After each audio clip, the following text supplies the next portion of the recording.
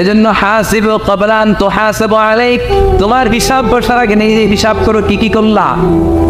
আসল মরণের দিন শটান হয়ে তো শুয়ে পড়ো ভাই, মরার আগে আরেকবার মরো, মরার আগে আরেকবার কি করবেন কথা বলেন, মরার আগে কি করতে হবে? হঠাৎ একদিন বিছানায় শটান হয়ে শুয়ে যান, চক্ষুটা বন্ধ করেন, ভাবেন মরে গিয়েছেন, এই তোমার কুলমাউত চলে এসে রুহুটা নিয়ে গেল। আত্মীয় স্বজন চিৎকার চেঁচামেচি শুরু করে দিল, কান্নার রোল পড়ে গেল চারদিকে।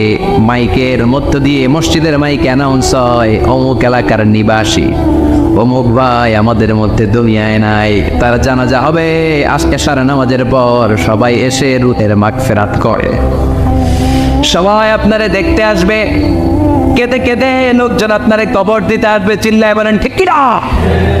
কেঁদে কেঁদে সবাই আসবে দেখার জন্য আসবে। ছেলেগুলো কাঁদবে, স্ত্রী কাঁদবে, বাবা মা কাঁদবে, বন্ধু বান্ধব কাঁদবে, আর ঘরের মধ্যে রাখা হবে না। এবার আপনাকে গোসল দেওয়ার পালা, চক্ষু বন্ধ করে চিন্তার দরকার আছে না নাই কথা বলেন।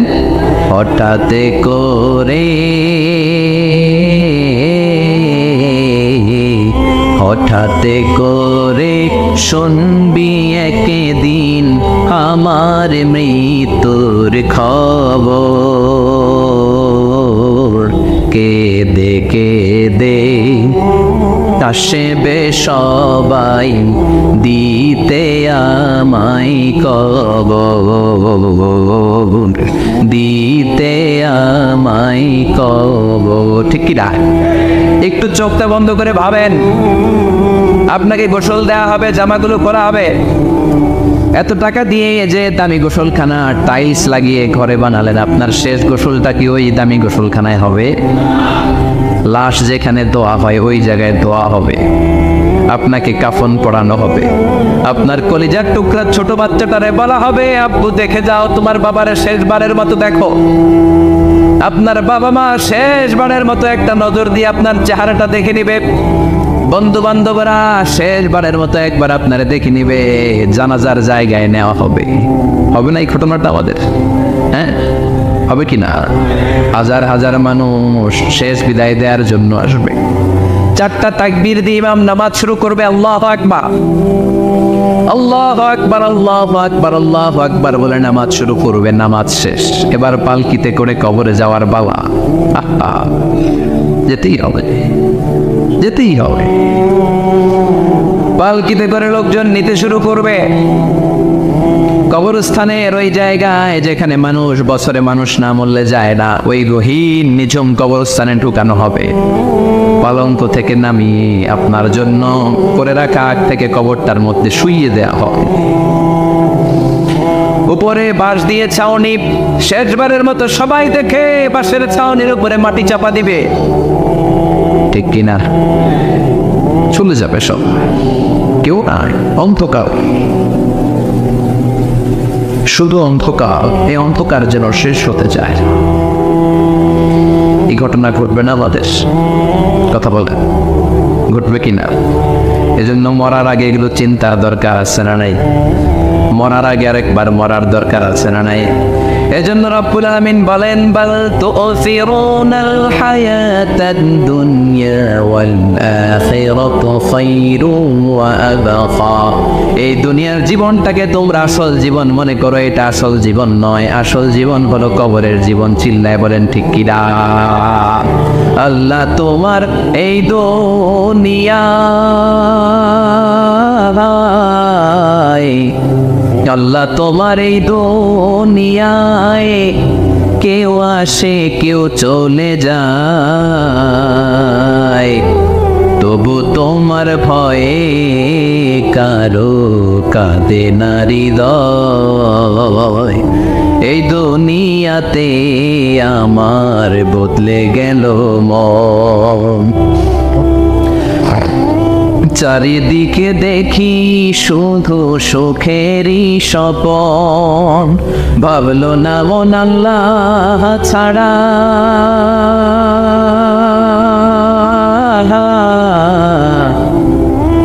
ভাবলো না মন আল্লাহ ছাড়া নেই কোনো উপায়। তবু তোমার ভয়ে কারো কাঁদে না হৃদয়, ঠিক কিনা? আসে আর চলে যায়। প্রতিদিন মাইকে অ্যানাউন্স শুনি, অমুক এলাকার অমুক লোক নাই, দাদা গেল, বাবা গেল, বড় ভাই গেল, আত্মীয় স্বজন গেল, আমাকেও যেতে হবে, এই চিন্তা মাথায় নাই, চিল্লা এখন, ঠিক কিনা? এজন্য লাইফটা হলো one time, one chance, second কোনো চান্স আপনাকে দেয়া হবে নাকি? কাফেররা বলবে, ইয়া রাব্বি আরেকটা সুযোগ দেন, লাউ আন্না লানা কাররা ইয়ানি মাররা, আল্লাহ আরেকটা সুযোগ যদি পেতাম দুনিয়াতে ভালো করে আসতাম। আল্লাহ বলবেন, ইন্নাহা কালিমাতুল কাইলুহা, এটা শুধু তাদের মুখের কথা, তাদেরকে আবার সুযোগ দিলেও তারা কিচ্ছু করবে না, চিল্লা এখন, ঠিক কিনা? এজন্য একটা চান্স আমরা পেয়েছি, এই দুনিয়ার ওয়ান চান্সে আমরা ভয় পাবো একজনকে, চিল্লায় বলেন তিনি কে? এজন্য যেতে আমাদেরকে হবে, এই মরণ থেকে পালানোর কোনো সুযোগ কেউ পালাতে পারে নাই। এই মরণ হলো আখিরাতের প্রবেশদ্বার। মরণ নামক পালকিতে চড়ে আমরা কবরের ভেতরে ঢুকি। মরণ হলো প্রথম পর্ব, কবর হলো দ্বিতীয় পর্ব, যেরকম, ঠিক কিনা? এজন্য বিশ্বনবী বললেন, আল কবর রাউদাতুম মিন রিয়াদিল জান্নাহ ওয়া হুফরাতুম মিন হুফারিন নার, কবর হলো কারো জন্য জান্নাতের বাগান, কারো জন্য জাহান্নামের গর্ত। আমরা বলি, আল্লাহ আমাদের কবরটারে জান্নাতের বাগান বানাও। আর জোরে পড়েন আমিন। আবার বিশ্বনবী বললেন, ইন্নাল কবরা আউয়াল মানজিল মিন মানাজিলিল আখিরা, কবর হলো আখিরাতের মানজিলগুলোর প্রথম মানজিল। আখিরাতে একটার পর একটা অনেকগুলো স্টেশন আপনাকে পার হতে হবে। প্রথম স্টেশনটার নাম হলো কবর। প্রথম স্টেশনের নাম কি? এই কবর নামক স্টেশনে যদি আপনি মাফ পেয়ে যান, সামনের সব স্টেশনগুলোতে মাফের ব্যবস্থা করবে কে? আল্লাহ। আর কবর নামক স্টেশনে যদি ধরা খেয়ে যান, আপনার মায়ের আসানা নেই। লাশটাকে যখন রাখা হয়, লাশটা চিনে কে আমারে রাখলো, কে আমাকে ধৌত করলো, কে আমারে কাফন পড়ালো। এজন্য বিশ্বনবী বলেছেন, মৌরশের সামনে বসে বসে পড়ো, লা ইলাহা ইল্লাল্লাহু মুহাম্মাদুর রাসূলুল্লাহ নাফতিনু মাউতাকুম, লা ইলাহা ইল্লাল্লাহ। মৌরশের সামনে দাঁড়িয়ে দাঁড়িয়ে পড়ো, লা ইলাহা ইল্লাল্লাহ। এই লা ইলাহা হচ্ছে জীবিতদের জন্য কালিমা, আর আমরা মরার পরে এই জিকির করি, ঠিক কি না? আমাদের দেশের অনেক জায়গায় লাশ নিয়ে কবরে যাওয়ার সময় লা ইলাহা পড়ে না, না, এটা আগের জিকির, মরার আগের জিকির। মরার আগে আপনাকে অ্যানাউন্সমেন্ট দিতে হবে, আল্লাহ ছাড়া কোনো ইলাহ নাই, বিশ্বনবী হচ্ছেন শেষ নবী এবং রাসূল, চিল্লায় বলেন ঠিক কি না? লাশটাকে যখন রেখে দেয়া হয়, বিশ্বনবী যত মানুষকে কবরে রেখেছে, তারপরে দাঁড়িয়েছেন আর বলেছেন, ইস্তাগফিরু লিআখিকুম, তোমার ভাইদের জন্য তোমরা দোয়া করো, ফাইন্নাহু আনা ইউসাল, এখনই তাকে কবরে সওয়াল করা হবে। কবরে প্রশ্ন আসছে না নাই? কথা বলেন। বিশ্বনবী খাদিজাতুল কুবরা, ওনার প্রথম স্ত্রী খাদিজাতুল কুবরা তাহেরাকে কবরের মধ্যে রেখে দিয়ে কাঁদতে শুরু করলেন, চোখের পানি ছেড়ে অনেক দোয়া করলেন। দোয়া শেষে সব সাহাবারা ঘরে ফিরে যায়, বিশ্বনবী যায় না। সাইয়েদনা আবু বকর বললেন, ও নবী চলেন ঘরে যাই, অনেক তো দোয়া করলেন। বিশ্বনবী বললেন, আবু বকর তুমি যাও, আমি যাব না। এইটা সাধারণ মহিলা না, এটা বিপদের দিনের সঙ্গিনী খাদিজা। মক্কায় যখন আমার কেউ ছিল না, খাদিজা আমারে ভুলে নাই। 3 বছর কাফিররা আমাকে জেলখানায় বন্দি রেখেছে, নাম শিয়াবে আবি তালেবের জেলখানা। আমার স্ত্রী ওই জেলখানার জীবনেও আমারে ছাড়ে নাই, আমার সাথে 3 বছর খাদিজাও জেল খেটেছে। একটাই মহিলা, যেই মহিলাকে আল্লাহ আরশের উপর থেকে সালাম দিয়েছে, মহিলাটার নাম খাদিজা। আল্লাহু আকবার। আমার সব সন্তান আল্লাহ খাদিজার পেট থেকে দিয়েছে। ফাতেমাতুজ জোহরা খাদিজার মেয়ে, জাইনাব খাদিজার মেয়ে, উম্মে কুলসুম খাদিজার মেয়ে, রুকাইয়া খাদিজার মেয়ে, আবুল কাসেম বিশ্বনবীর ছেলে খাদিজার ছেলে, আব্দুল্লাহ যাকে তাইয়্যিব এবং তাহের নামে আমরা চিনি, সেও খাদিজার ছেলে। সুবহানাল্লাহ। ও আবু বকর, আমার এই কলিজার টুকরা প্রিয়তমা খাদিজারে রেখে দিয়ে কেমনে বাসায় যায়? তুমি যাও, আমি দাঁড়িয়ে থাকবো। এখনই মুনকার নাকির এসে খাদিজারে প্রশ্ন করবে, আমি দেখবো খাদিজা উত্তর দিতে পারে কিনা। আর প্রশ্নের উত্তর যদি ভুল করে ফেলে, কবরের উপর থেকে আমি নিজে প্রশ্নের উত্তর দিয়ে দেব। সাইয়েদনা জিবরাইল বললেন, নবী আপনার আর দাঁড়িয়ে থাকার দরকার নাই, আবু বকরের সাথে ঘরে চলে যান। আল্লাহ জানিয়ে দিয়েছে, খাদিজার কবরের প্রশ্নে যদি কোনো সমস্যা হয়, আরশের উপর থেকে খাদিজার প্রশ্নের জবাব আল্লাহ নিজে দিয়ে দিবে। এজন্য কবরের আযাব থেকে বিশ্বনবী পানাহ চেয়েছেন। বিশ্বনবী বলেছেন, আল্লাহুম্মা ইন্না নাউযু বিকা মিন আযাবিল কবর। ও আল্লাহ, কবরের আযাব থেকে তুমি আমাদেরকে বাঁচাও। পড়েন আমিন। কবরে মুমিনদেরকে 4টা প্রশ্ন করা হবে, কাফিরদেরকে 3টা প্রশ্ন। চিৎকার করে বলেন, মুমিনের প্রশ্ন কয়টা? আর জোরে বলেন। প্রথম প্রশ্ন, মার রব্বুক, তোর রবের নাম কি? আমরা কি বলবো? আল্লাহ আমারে রব, এই রবি আমার সব, দমে দমে তনু মনে তারি অনুভব। আল্লাহ আমারে রব, এই রবি আমার সব। পড়েন আমিন। দ্বিতীয় প্রশ্ন, আমার দিন, উত্তর দিনের নাম কি? ধর্মের নাম কি? তৃতীয় প্রশ্ন, মান হাযার রাজুল, এই লোকটাকে কে? আমরা বলবো মুহাম্মদ সাল্লাল্লাহু। 3টা প্রশ্নের উত্তর যখন আপনি কবরে করে দিতে পারবেন, অতিরিক্ত একটা প্রশ্ন, ওয়ামা ইলমুক, এই যে 3টা প্রশ্নের উত্তর পাল্লা, কেমন করে উত্তর জানলা? কোত্থেকে শিখেছো? নকল করে আনছো কাফনের কাপড়ে? পরীক্ষা বলে নকল আছে না নেই? হাতে নকল আছে না? পায়ে নকল, মোজার ভিতরে নকল আছে না নেই?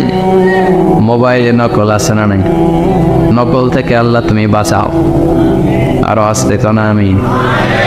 কিভাবে জানলা? কেমন করে 3টা প্রশ্নের উত্তর শিখলা? What is the source of your knowledge? তথ্যসূত্র কি? আপনাকে বলতে হবে আমি যেই কিতাবটা থেকে শিখেছি কিতাবটার নাম কি? চিল্লায় বলেন কিনা? এই কিতাবটা হলো কোরআন। আপনাকে বলতে হবে কোরআন থেকে আমি শিখেছি, বিশ্বনবীর হাদিস থেকে আমি শিখেছি। 4টা প্রশ্নের উত্তর যখন পারবেন, ফেরেশতারা বলবে আহলান সাহলান, খুশ আমদেদ, কংগ্রেচুলেশন, বাহ বাহ, তুমি তো চমৎকার পেরেছো। ফায়ুফসাহু লাহু কবরুহু 70 দিরাআন, মুমিন বান্দার কবরটা 70 হাত লম্বা করে দেয়া হবে। ইফতাহু লাহু বাবুন ইলাল জান্নাহ, জান্নাতের দিকে তার কবর থেকে একটা দরজা বানিয়ে দেয়া হবে। জান্নাতের সুঘ্রাণ ঠান্ডা বাতাস এসে তার কবরের ভিতরে ঢুকতে শুরু করবে। ইলবাসু লিবাস মিন আহলিল জান্নাত, জান্নাতীদের পোশাক তার গায়ের মধ্যে পরিয়ে দেয়া হবে। আল্লাহু আকবার। আর বলা হবে নাম কানাউমিল আরুস, বাসর রাতে বর যেমনি কনেকে নিয়ে ঘুমিয়ে যায়, তুমিও একটা ঘুম দাও। আলহামদুলিল্লাহ পড়ে মুমিন বান্দা আনন্দের একটা ঘুম দিবে। ইসরাফিলের সিংগার আওয়াজ ছাড়া পৃথিবীর কোনো কিছুই তার এই ঘুম ভাঙতে পারবে না। আল্লাহ আমরাও যেন সেদিন কবর একটা মজার ঘুম দিতে পারি, তুমি তৌফিক দাও। জোরে বলেন আমিন। এবার বামপন্থী নাস্তিক আর কাফেরদের পালা, ইসলাম বিদ্বেষীদের পালা, আলে ওলামাদের শত্রুদের পালা, ইসলামকে যারা বিজয়ী শক্তি হিসেবে মানতে পারে নাই তাদের পালা। চিল্লায় এখন ঠিক কিনা? ওদেরকেও একই প্রশ্ন, রব কি? ওরা বলবে আমি জানি না। আমাদের উত্তর আল্লাহ। ওরা বলবে আমি কিচ্ছু জানি না, আমি সব ভুলে গেছি, আমার মাফ করে দেন, আমি কিছুই জানি না। তবে আমি ইসলাম বিরোধীদের সাথে চলতাম, যারা ইসলাম রে বাস দিত আমি তাদের সাথে স্লোগান দিতাম। এরকম ডাকাইত আছে না নাই? দ্বিতীয় প্রশ্ন, আমার দিন ও তোমার ধর্মের নাম কি? কয় আমার ধর্ম নাই, আমার ধর্ম কর্ম নাই, আমি খালি দুনিয়াকে মাচালে লো, দুনিয়া তোমারই है, আমি খালি তুম্মা চলে দু। আছে না নাই? আমি শুধু মৌজ মাস্তিতে ব্যস্ত ছিলাম, আমার দুনিয়া নাই, দিন নাই, আখেরাত নাই, রবকে আমি জানি না, ধর্মকে জানি না। ইসলাম বিরোধী রাজনীতি আমি করতাম, মাও সেতুলের রাজনীতি, কার্ল মার্কসের রাজনীতি, বুশের রাজনীতি, ডোনাল্ড ট্রাম্পের রাজনীতি, বামপন্থীদের রাজনীতি। চিল্লায় কল ঠিক কিনা? কোনো ধর্ম নাই। এই লোকটাকে চিনো কিনা বলো? বিশ্বনবীর চেহারা দেখিয়ে বলা হবে এই লোকটাকে, কয় জানি না। এরে আমি মানতাম না, এরে আমি গালি দিতাম। এরকম জাহান্নামের নরকীট আর পিতৃ পরিচয়হীন জাহদ সন্তান বাংলার দেশেও আছে না নাই? এই মহামানবটাকে গালি দিয়ে পৈশাচিক আনন্দ পায়। পত্রিকায় লিখে, ব্লগের মধ্যে লিখে, ইন্টারনেটে কার্টুন বানিয়ে বানিয়ে পৈশাচিক ফুর্তি করে। এগুলো জাহান্নামের কীট, এগুলো জারদ সন্তান, বাপ মায়ের ঠিক নাই। চিল্লা এখন ঠিক কিনা? আমার নবীরে যারা গালি দেয় এগুলোর বাপ মায়ের ঠিক আছে? এগুলোর কোনো গোড়া আছে? এগুলোর কোনো শেকড় আছে? এগুলো আগাছা চিৎকার করে বলো ঠিক কিনা? বলবে আমি জানি না। ফেরেশতারা বলবে দাঁড়া, আমরা জানি। তোর সাথে কেমন আচরণ করতে হবে আমাদেরকে ট্রেনিং দিয়েছে কে? এবার শুরু হবে মাইর। কি শুরু হবে? কথা বলেন। মাইর। ফায়ুতরাবু বিমাতারিক মিন হাদিদ, লোহার হ্যামার দিয়ে শুরু হবে মায়। এক একটা হ্যামারের বাড়িতে মাথাটা ফেটে চূর্ণ বিচূর্ণ হয়ে যাবে, দেহটা জামিনের ভেতরে 70 গজ ডুবে যাবে, দেবে যাবে। ওর চিৎকারে কবরস্থানটাও থারথার করে কাঁপবে।